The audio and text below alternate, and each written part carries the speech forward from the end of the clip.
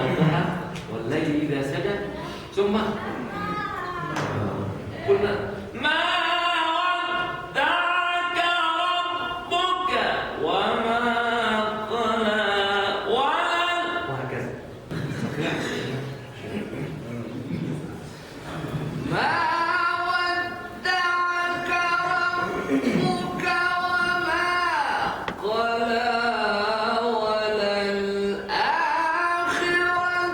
خير لك من الأولى ولسوف يعطيك ربك فترضى.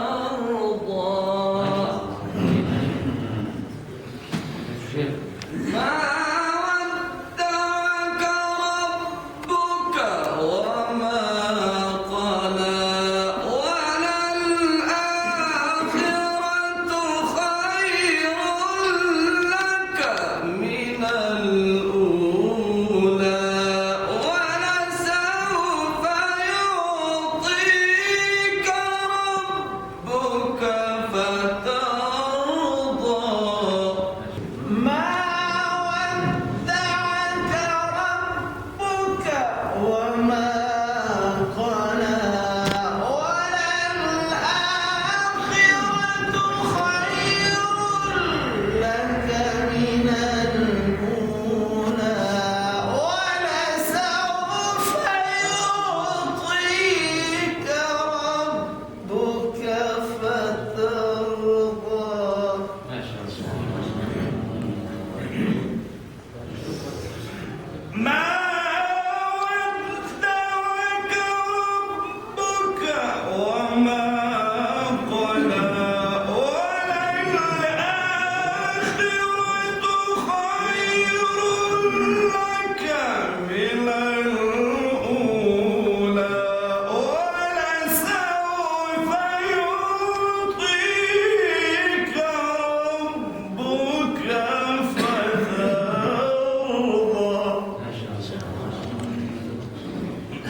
ما ودعك ربك وما قلى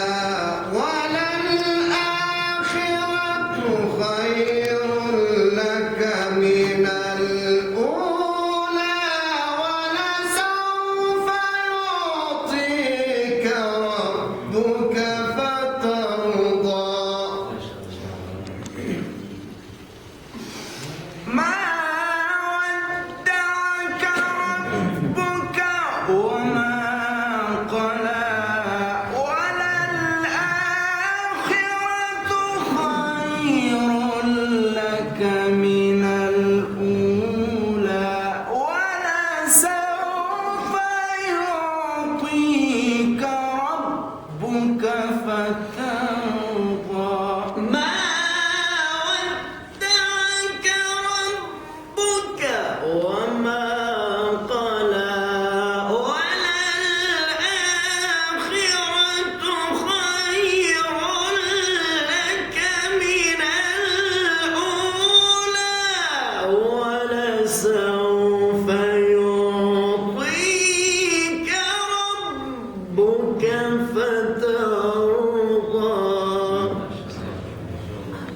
وجدنا سبحان وجدنا بالله سبحان الله لا نصب الصوت الذي أعطاه الله كل واحد حتى نسمعه.